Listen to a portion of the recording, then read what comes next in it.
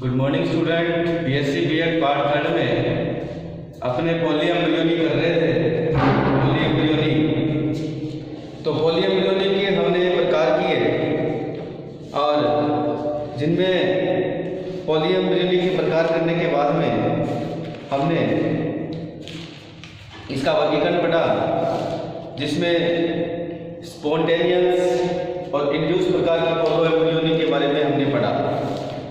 ठीक है, स्पॉन्टेनियस प्रकार की पॉली एम्ब्रियोनी है मोटिल्यूब पॉली एम्ब्रियोनी और फाल्स प्रकार की पॉली एम्ब्रियोनी में विभक्त थी, उसके बारे में पढ़ा। अब हम poly embryony based on genetics के आधार पर पॉली एम्ब्रियोनी की प्रकार पढ़ते हैं। ठीक है, पहले हमने पॉली एम्ब्रियोनी के जो प्रकार पढ़े थे वो उत्पत्ति के आधार पर थे। अब हम करते हैं जेनेटिक्स के आधार पर पॉली एम्ब्रियोनी।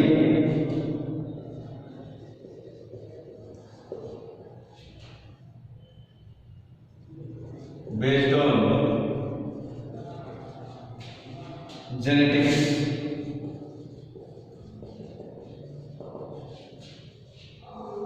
जेनेटिक्स के आधार पर ये दो प्रकार की होती है, एक तो यूगोमोर्फिक पॉली एम्ब्रियोनी, एक स्पोरोफाइटिक पॉली एम्ब्रियोनी।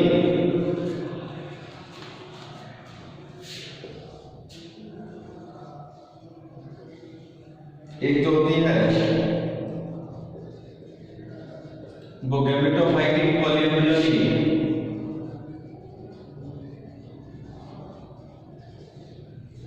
गैमेटोफाइटिक जो पॉली एम्ब्रियोनी जो होती है इसमें क्या होता है, हैप्लॉइड एम्ब्रियो से किसी रिसेसिव या एरिसेसिव कोशिकाओं से होता है। गैमेटोफाइटिक पॉली एम्ब्रियोनी है ये हैप्लॉइड एम्ब्रियो सेल की fertilised and non fertilised cell से होता है। दूसरा अगर प्रकार करें तो sporophytic poly embryony, sporophytic poly embryony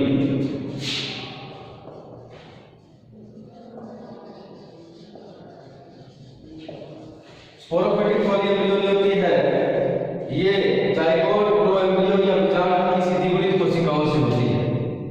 ये प्रोएम्ब्रियो में डिप्लॉइड होता है, जाइगोट या बीजांड की 2n सेल से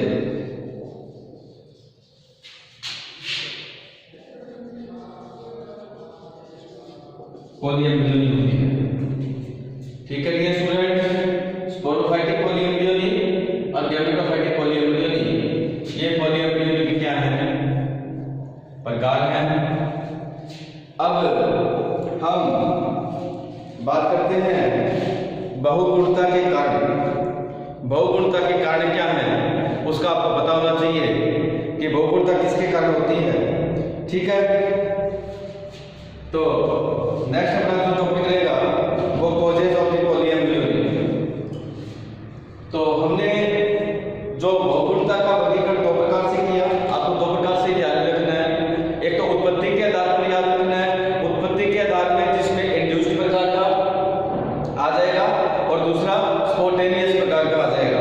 ठीक है, जिसमें उत्पत्ति के आधार पर जो स्पॉन्टेनियस मतलब प्राकृतिक रूप से होता है, जिसमें सत्य प्रकार की पॉली एम्ब्रियोनी और फाल्स प्रकार की पॉली एम्ब्रियोनी आती है, और दूसरे प्रकार की जो पॉली एम्ब्रियोनी है वो हमने इंड्यूस प्रकार की थी। अब और इस दूसरा वर्गीकरण किसके आधार पर है, जेनेटिक्स के आधार पर। जेनेटिक्स के आधार पर दो प्रकार की होती है, गैमेटोफाइटिक और स्पोरोफाइटिक। गैमेटोफाइटिक का मतलब होता है हैप्लॉइड से, और हैप्लॉइड का मतलब होता है कि जो गुणकोष होगा उसके हैप्लॉइड सेल से क्या बनाएगी, मतलब जेनेटिक रूप से वो हैप्लॉइड होगी। अब गुणकोष की हैप्लॉइड सेल एक्स सेल और सिनर्जिक कोशिकाएं हैप्लॉइड होकर के बहु मतलब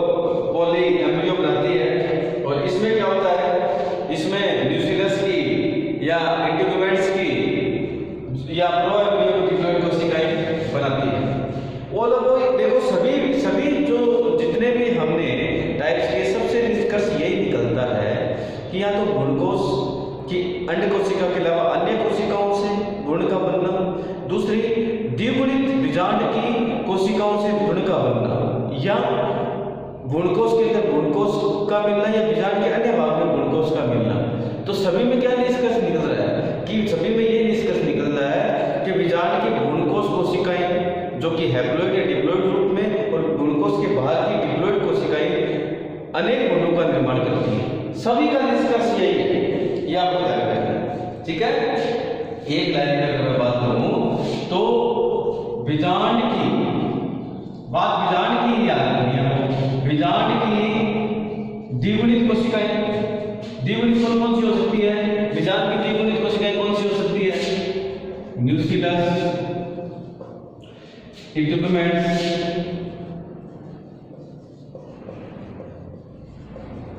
और तीसरी जो कोशिकाएं हो सकती है वो आपकी एम्ब्रियोसाइकिल,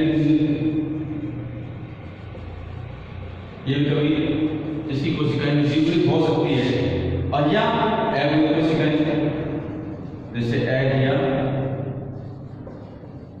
सिनर्जी। इन कोशिकाओं से जब बहुत एम्ब्रियो बनते हैं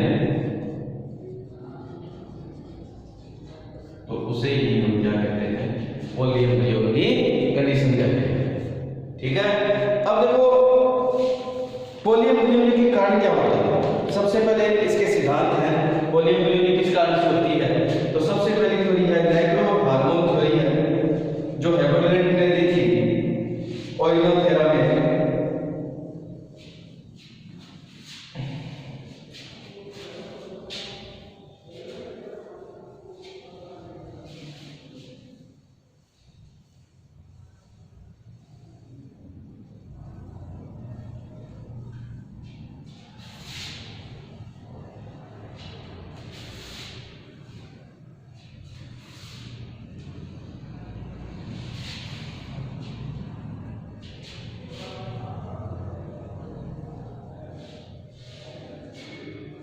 तो इसका सबसे सिद्धांत है नेक्रो हार्मोन थ्योरी।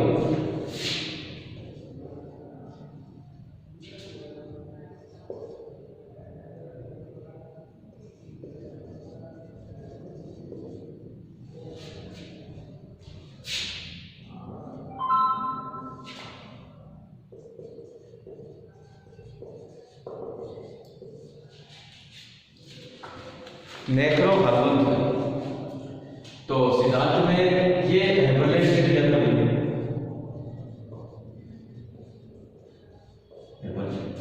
किस पे दिया था? ओइनोथेरा पे।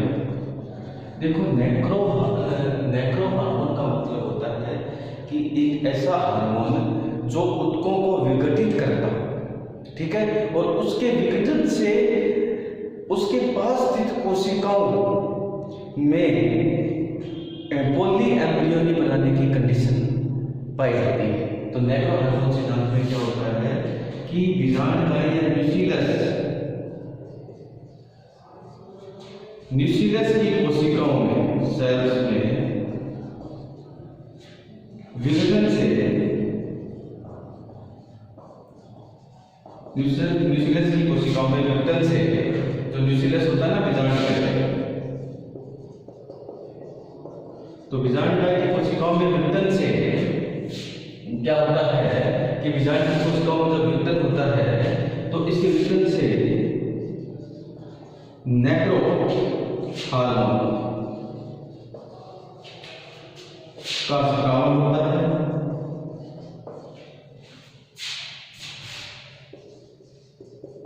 या हम कह सकते हैं नेक्रो हार्मोन के कारण न्यूक्लियस की कोशिकाओं में विघटन होता है, या नेक्रो जो हार्मोन के कारण, या नेक्रो हार्मोन के कारण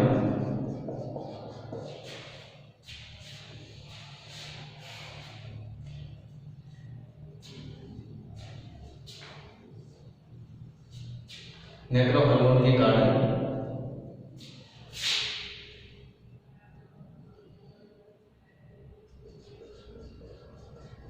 न्यूक्लियस की सेल्स में विघटन से, नेक्रो हार्मोन के कारण यूसीएल की सेल में विघटन से पास में उपस्थित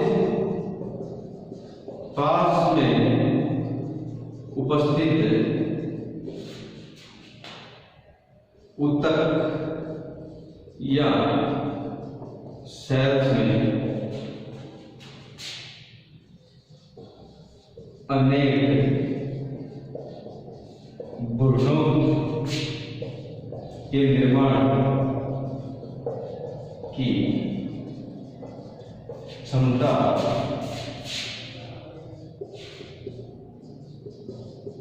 पैदा होती है, जिसे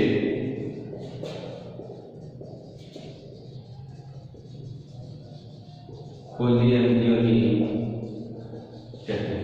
ठीक है, तो न्यूक्लियस की सेल्स में विघटन से नेक्रो हार्मोन का स्राव होता है। नेक्रो हार्मोन के कारण न्यूक्लियस की सेल्स में विघटन से पास की सेल में ऊतक या सेल्स में अनेक भ्रूणों के निर्माण की क्षमता होती है। ठीक है, तो ये नेक्रो हार्मोन सिद्धांत हेबरलैंड के द्वारा दिया गया था ओइनोथेरा नामक पादप में, जिसने ये बताया था कि जो बीजांड काय की कोशिकाओं में जो उसका विघटन होता है वो नेक्रो हार्मोन के कारण होता है, और नेक्रो हार्मोन के कारण उसके विघटन से अन्य पास की उपस्थित कोशिकाओं में भ्रूणों के निर्माण की क्षमता पैदा होती है और पोलिएम्ब्रियोनी बनती है। ठीक है, तो अच्छा, अन्य की कोशिकाओं में भ्रूण के निर्माण की क्षमता क्यों पैदा होती है? क्योंकि बीजांड की कोशिकाओं में विघटन से अन्य कोशिकाओं में उद्दीपन पैदा होता है। ठीक है, तो बीजांड की कोशिकाओं के विघटन से अन्य कोशिकाओं में क्या उत्पन्न होता है? उद्दीपन पैदा होता है, और उद्दीपन से समीप की कोशिकाओं में अपस्थानिक भ्रूण के निर्माण की क्षमता पैदा होती है। ये नेक्रो हार्मोन के कारण होता है। ये किसके कारण होता है? नेक्रो हार्मोन के कारण होता है। तो नेक्रो हार्मोन थ्योरी इंपॉर्टेंट है, ये आपको ध्यान में रखनी है, नेक्रो हार्मोन थ्योरी। ठीक है, नेक्स्ट जो सेकंड थ्योरी है वो अप्रभावित जीनों के द्वारा है, by effect of the recessive genes. तो उस दूसरी थ्योरी है फर्स्ट ये हो गई by effect of recessive gene.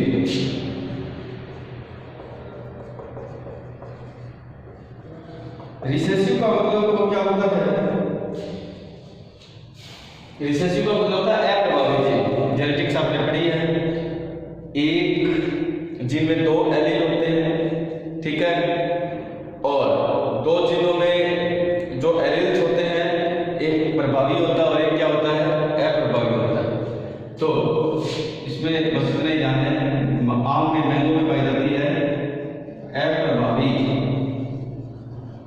Jeans के कारण पोलिएम्ब्रियोनी।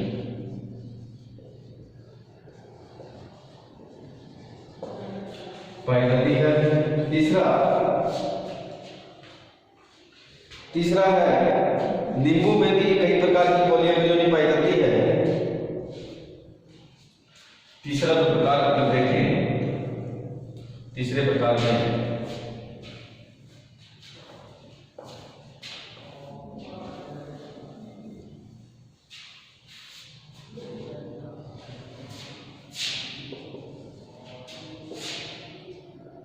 फ्रूसेटो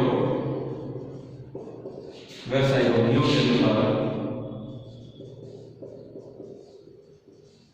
फ्रूसेटो वैसाइयोनियो के अनुसार क्या होता है कि जो पादप की अगर अधिक आयु के जो पादप हैं उनमें भी जीर्णता के कारण बहुगुणता उत्पन्न हो सकती है।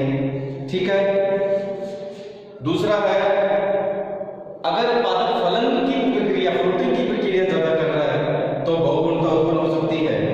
ठीक है, पादप की पोषण की स्थिति, मतलब जो अपर्याप्त अगर पोषण मिलता है, पर्याप्त पोषण ना मिलने के कारण भी बहुगुणता उत्पन्न हो सकती है।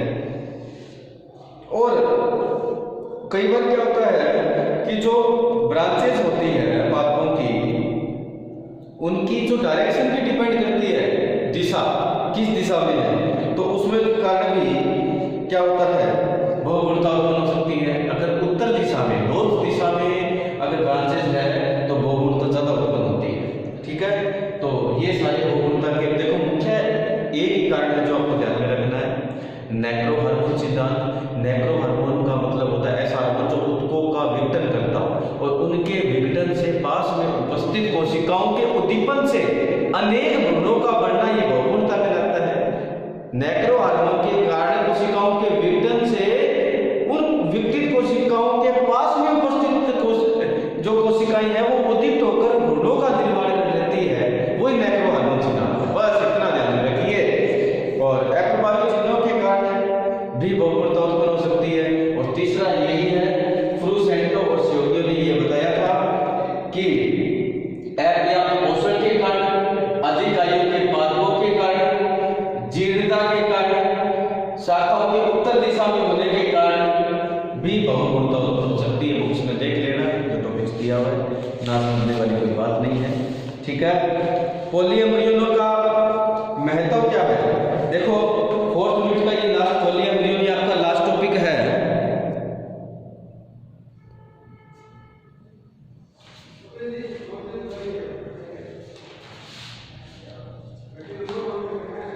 अब practical importance of polyembryony.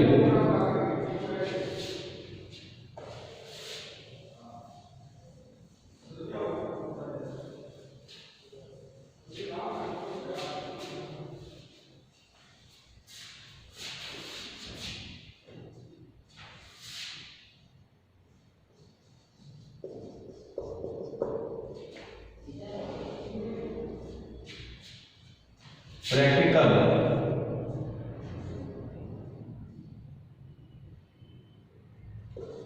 importance of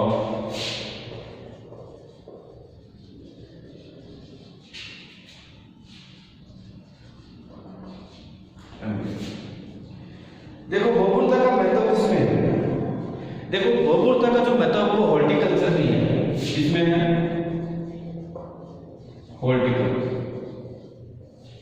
वानिकी जिसके कहते हैं, या उद्यान विज्ञान में, उद्यान विज्ञान में इसका इंपॉर्टेंस है। ठीक है, पादप अध्ययन में भी है। तो सबसे पहले बात करें न्यूक्लियर एम्ब्रियो से उत्पन्न पादप,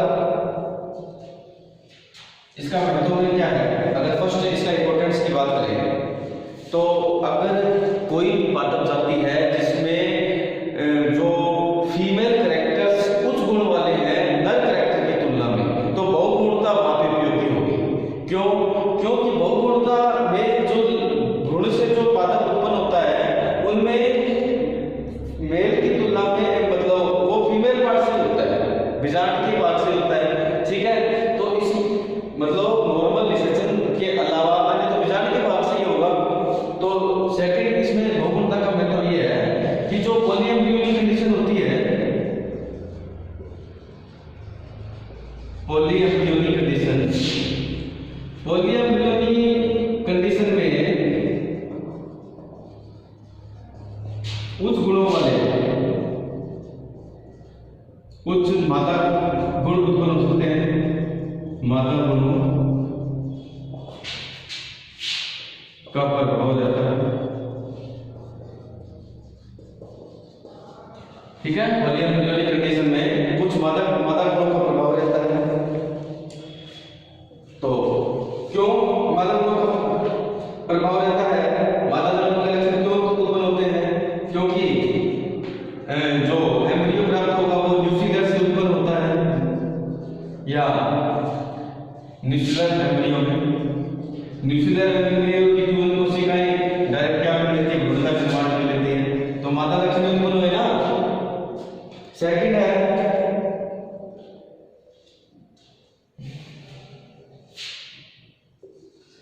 न्यूक्लियर सिबलिंग में जो न्यूक्लियर नवोद्भिद उत्पन्न होता है, न्यूक्लियर जो नवोद्भिद उत्पन्न होता है, इसमें जो मान लो टैग उत्पन्न होती है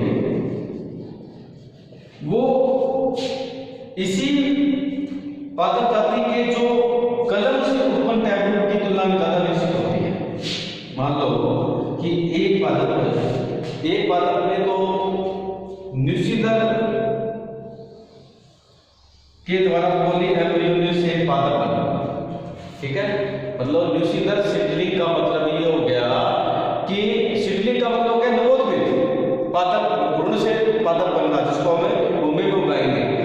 तो बीजांडकाय की कोशिकाओं के भ्रूण से अगर नवोद्भिद बना है तो उसका मूल तंत्र कलम से उत्पन्न नवोद्भिद की तुलना में ज्यादा विकसित होता है। तो पॉली एम्ब्रियो का महत्व हुआ, यानी पहला महत्व ये होता है कि न्यूसीलर जो एम्ब्रियो से उत्पन्न भ्रूण युक्त जो पादप होता है उसमें मादा जनक के लक्षण उत्पन्न ज्यादा होते हैं। दूसरा हो गया न्यूसीलर सीडलिंग से उत्पन्न, न्यूसीलर पॉली एम्ब्रियो से उत्पन्न नवोद्भिद का दूसरा तंत्र कायिक जनन के द्वारा उत्पन्न पादप की तुलना में ज्यादा विकसित होता है।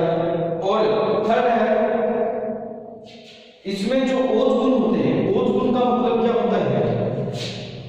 ओज गुण, देखो यहाँ पे ओज गुण का मतलब होता है कि हाइब्रिड गुण, दो अलग अलग जातियों में या तो अलग अलग वंशों में से उत्पन्न जो हाइब्रिड गुण हैं, वो जो गुण जो होते हैं, वो गुण, वो ओजस्वी जो गुण होते हैं, उनका स्थानांतरण हो जाता है, ठीक है।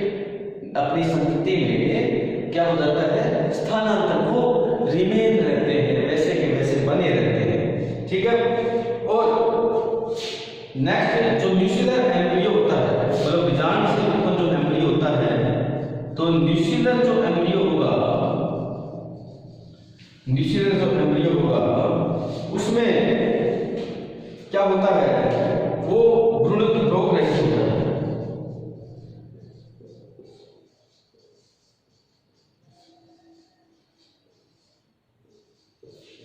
क्या रहता है? वो न्यूसीलर एम्ब्रियो क्या भ्रूण क्या रहता है?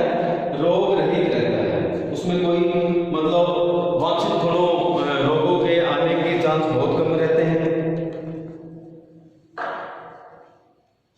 ठीक है। अब कोई वायरस डिजीज आ गई पादप में, तो वायरस रोग मुक्त जो पादप भी हम पॉली एम्ब्रियो से प्राप्त कर सकते हैं। पांचवा, वायरस पादप भी हम प्राप्त कर सकते हैं। और नेक्स्ट अगर बात करें सोमेटिक एम्ब्रियो, ठीक है। सोमेटिक जो एम्ब्रियो है, कायिक भ्रूण से आर्टिफिशियल सीड बनाने का जो कार्य है, ठीक है।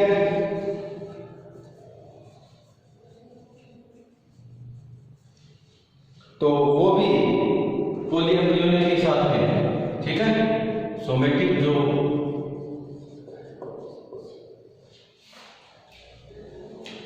एम्ब्रियो से या पॉली एम्ब्रियो से हम क्या कर सकते हैं?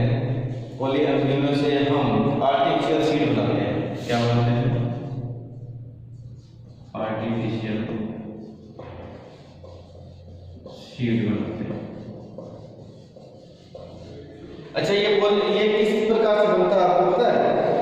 इसमें जो कायिक भ्रूण होता है ना, इसमें हम कायिक भ्रूण के ऊपर हाइड्रोजन का लेपन कर देते हैं। जब कायिक भ्रूणों के ऊपर हाइड्रोजन का लेपन कर दिया जाता है तो आर्टिफिशियल सीड का उत्पन्न होता है, ठीक है। तो डियर स्टूडेंट्स, यहाँ पर पॉली एम्ब्रियोनी कंप्लीट होती है। पॉली एम्ब्रियोनी में इस वीडियो में हमने इसके इंपॉर्टेंस किए। इसके इंपॉर्टेंस किसमें ज़्यादा है? पादप प्रजनन में, प्लांट ब्रीडिंग में और हॉर्टिकल्चर में, ठीक है। हॉर्टिकल्चर में और प्लांट ब्रीडिंग में इसका इंपॉर्टेंस है, ठीक है। इसके अलावा इसका इंपॉर्टेंस है कि न्यूसीलर एम्ब्रियो से प्राप्त पादप में मादा लक्षणों का विकास होता है, कुछ गुणों वाले। दूसरे इसका इंपॉर्टेंस है कि अच्छा, मादा लक्षणों का विकास, जो भी थोड़ी मादा लक्षण कुछ गुणों वाली हो, लेकिन अगर कुछ गुणों वाली है तो न्यूसीलर एम्ब्रियो के कारण उत्पन्न होने वाले पादप में क्या होंगे? कुछ गुणों वाले होंगे। न्यूसीलर सीडलिंग, न्यूसीलर से उत्पन्न जो पादप